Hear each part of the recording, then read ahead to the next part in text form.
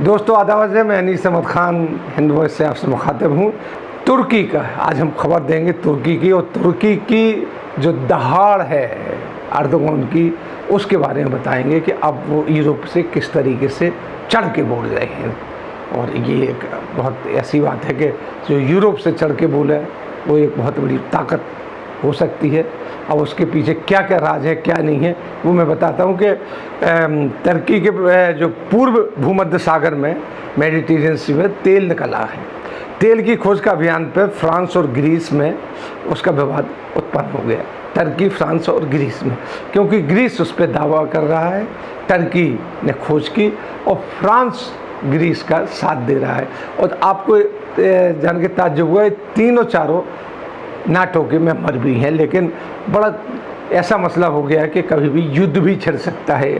तुर्की के राष्ट्रपति जो रेसेप तैयप अर्दोगन हैं, उन्होंने खुले तौर पर घोषणा कर दी कि अगर फ्रांस ग्रीस से युद्ध की नौबत आती है उनकी, तो समझ लीजिए तुर्की शहीद होने के लिए तैयार है, शहादत के लिए तैयार है। जैसे कि इस्लाम में है कि शहादत बड़ा मर्तबा माना जाता है कि जन्नत में सीधा जाता है। एक वो सीरीज आई है जो तुर्की की अर्तुगरुल, उसमें देखा होगा तो शहादत का आपको मालूम पड़ जाएगा कि शहादत कितनी, हर आदमी शहीद होने के लिए तत्पर है उसमें लड़के। तो इन्होंने दावा कर दिया है, ये कह दिया है कि अगर युद्ध छिड़ा तो तुर्की पीछे नहीं हटेगा, लड़ाई में आगेगा और हम शहीद होने के लिए तैयार हैं, हम शहादत का दर्जा करेंगे, युद्ध के लिए तैयार हैं। दूसरे शब्दों में कहें कि अर्दोगान ने यह कह दिया कि हम युद्ध के लिए तैयार हैं। वहीं तुर्की ने ग्रीस पर हमला करने के लिए ग्रीस के क्रीट द्वीप के पास अपने फौजें तैयार कर ली हैं, सैन्य अभ्यास भी शुरू कर दिया उन्होंने। यानी तुर्की, ग्रीस और फ्रांस के मध्य पूरी तरह से टेंशन चल रहा है, युद्ध छोड़ने की स्थिति आ गई है, क्योंकि तुर्की अपना ताकत और अपना वर्चस्व दिखाना चाहता है यूरोप में। इसी की खबर में, पूरी खबर में पढ़ने से पहले हम आपसे अपील करना चाहते हैं कि आप हिंद वॉइस देख रहे हैं तो इसे ज़्यादा से ज़्यादा लोगों से कहिए कि इसको सब्सक्राइब करें, लाइक करें, इसकी फेसबुक पे जाएं, इसके वेबसाइट पे जाएं, और नीचे जो एक पेटीएम का है उसमें आप हमें कुछ भी धनराशि आप हमें देंगे, वो हमारे लिए बड़ी रहेगी, जिससे हम हिम्मत है, हम आपके लिए लड़ रहे हैं, उन खबरों के लिए लड़ रहे हैं कि जो गोदी मीडिया आपको नहीं देता, हम लोग देने की कोशिश करते हैं पूरी तरीके से। झगड़ा पूर्व भूमध्य सागर में तेल और गैस के भंडार की खोज को लेकर हुआ है। अब खबर में आगे बढ़ती हुई मैं बता रहा हूँ, ग्रीस उस पर अपना हक जमा रहा है, जबकि तुर्की का कहना है कि ये खोज उसने की है। वैसे राजनीतिक तौर पर यूरोप में ये तुर्की के बढ़ते प्रभाव को रोकने के लिए फ्रांस और ग्रीस की एक कोशिश है, क्योंकि तुर्की बहुत तेज़ी से अपने प्रभाव को बढ़ा रहा है, तो ये फ्रांस और तुर्की की एक कोशिश मानी जा रही है। जबकि फ्रांस और ग्रीस तीनों नाटो के मेंबर है, जैसा कि मैं बता चुका हूँ। तनातनी उस समय हुई जब तुर्की की रिसर्च जो जहाज़ तक ग्रीस के क्षेत्र में चले गए थे तेल की खोज में, और तभी से दोनों देशों की सेनाओं ने यहाँ युद्धाभ्यास करना शुरू कर दिया। तो तनातनी हुई तो युद्धाभ्यास भी करना शुरू कर दिया, युद्ध की तैयारी समझ लीजिए कि रिहर्सल होना शुरू हो गई है। फ्रांस ने अपने फाइटर जहाज ग्रीस के पक्ष में खड़े कर दिए हैं, फ्रांस पूरी तरीके से ग्रीस के पक्ष में आ गया। वहीं फ्रांस के राष्ट्रपति एमैनुएल मैक्रोन ने तुर्की के ऊपर को धमकी दे दी है कि वो तुर्की को ख़त्म कर देगा अगर तुर्की ने ये तेल के भंडार छोड़े नहीं। दादागिरी। इसके बाद तुर्की के राष्ट्रपति अर्दोगान ने जवाब में कुछ ये कहा कि तुर्की अपने हक के लिए हरदम शहीद होने के लिए तैयार है, वो पीछे नहीं हटेगा। यानी अर्दोगान ने ईंट का जवाब पत्थर से दे दिया एक किस्म से, इसकी हकीकत ये है। और कहा कि तुर्की फ्रांस की धमकियों में नहीं आएगा और अगर युद्ध हुआ तो उसके लिए भी तैयार है। क्रीट और साइप्रस के पास विवादित क्षेत्र में गैस और तेल के भंडार मिलने के बाद तुर्की और ग्रीस के बीच में तनाव हुआ। आज की जो लड़ाई है वो गैस और तेल के भंडारों की है, और तुर्की ने उनको खोज किया और ग्रीस उसके ऊपर अपना हक जमा रहा है। ग्रीस, फ्रांस और ये चाहता है तुर्की से कि वो जो ये तेल के भंडारण उसने मिले हैं तो उसको छोड़ के अलग हट जाए, लेकिन इतनी बड़ी संपदा ऐसी नेचुरल जो है चीज़ छोड़ के कोई नहीं हटता है। और तुर्की ने उसके लिए मना कर दिया तुर्की ने, और तुर्की ने कहा कि तेल की खोज कर रहा है उससे बंद कर दे। तुर्की से वो कह रहे हैं कि अब वो बंद कर दे, हम अब करेंगे फ्रांस और वो, यानी उस पर यूरोप अपना कब्जा जमाना चाहता है। तुर्की, फ्रांस और ग्रीस के इस झगड़े में यूरोप युद्ध के संकट पैदा हो गए हैं। तुर्की का देखें तो तुर्की यूरोप और मध्य एशिया महाद्वीप के बीच में एक लिंक का काम करता है, यानी अगर जिसने इस जगह पे अपना वर्चस्व जमा लिया तो एशिया के अंदर उसका वर्चस्व जमने में कोई देरी नहीं लगेगी।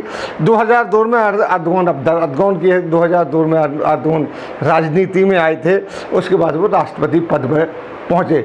जब यमन की सिविल वार के हुई तो उसमें सऊदी अरब पूरी तरीके से उलझ गया और सऊदी अरब को कई बार हार का भी सामना करना पड़ा। तो उस वक्त एर्दोगन ने की तरफ तमाम जो मुस्लिम कंट्रीज है वो देखने लगे, क्योंकि पहले सऊदी अरब ही रिप्रेजेंट करता था, सबसे ताकतवर माना जाता है।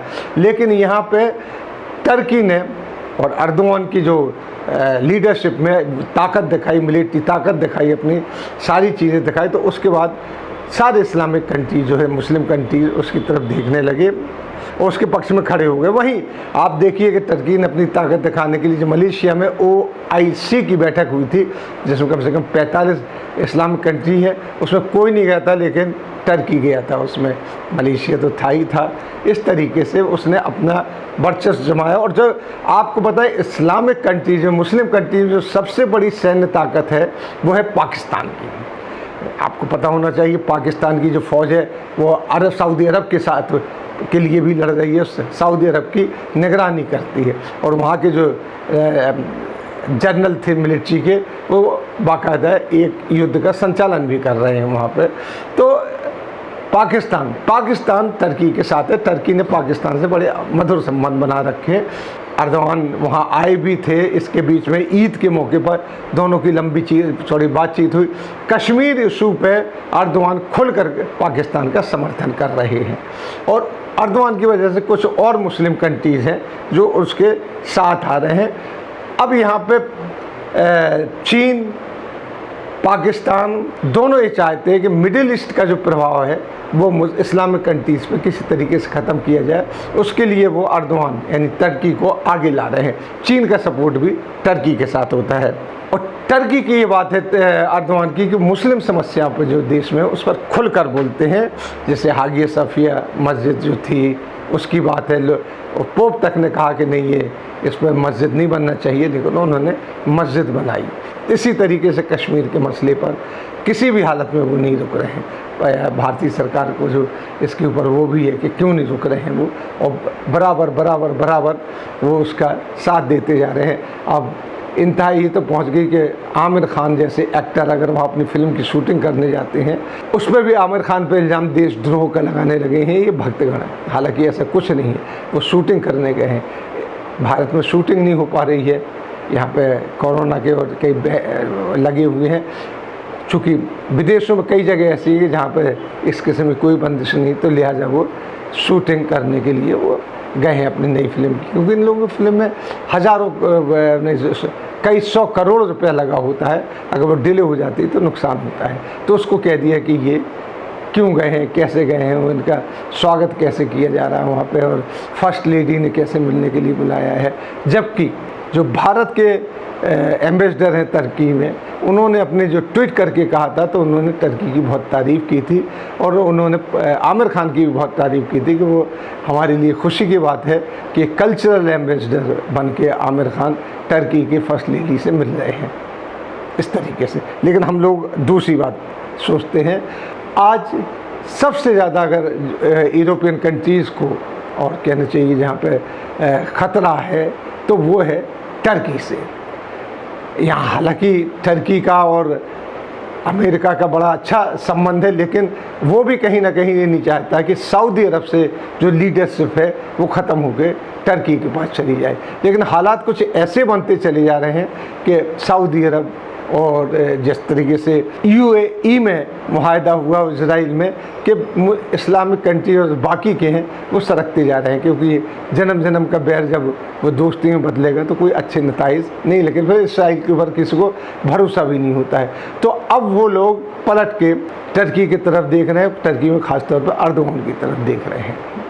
तो बड़ी उथल पुथल होने की बात है अर्दोगन के साथ, और इसी चक्कर में यूरोप ने उनके ऊपर एक बैन लगाया कि तेल की खोज बंद की जाए, और फ्रांस ने तो अपने जहाज़ तक कर दी कि लड़ाई होगी तो लड़ाई होगी। और वहाँ पे टर्की के अर्दोगन ने कह दिया कि हम शहीद होने के लिए लड़ेंगे, यानी हम मर जाएंगे लेकिन अपना हक का मान के ही रहेंगे। आगे जो भी खबर आएगी वो हम आपको बताएंगे। इसी के साथ हम आपसे लेते हैं विदा, अगले में फिर हाजिर होंगे, तब तक के लिए दीजिए हमें इजाज़त।